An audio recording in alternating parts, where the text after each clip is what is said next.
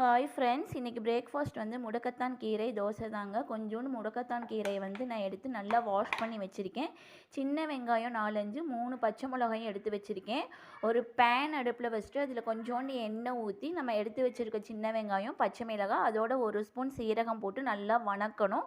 அது வணங்கினதுக்கப்புறம் நம்ம எடுத்து வச்சுருக்க முடக்கத்தான் கீரையை வந்து அதோடையே போட்டு அதோட பச்சை ஸ்மெல் போகிற அளவுக்கு நல்லா வணக்கணும். வணக்கி ஆற வச்சதுக்கப்புறம் ஒரு மிக்ஸி ஜாரில் போட்டு நல்லா அரைச்சி வச்சுக்கணும். மாவு வந்து நம்ம எந்த அளவுக்கு வேணுமோ எடுத்துட்டு மாவோட நம்ம அரைச்சி வச்சுருக்க கீரையை நல்லா மிக்ஸ் பண்ணிக்கிட்டு தோசை ஊற்றணுங்க.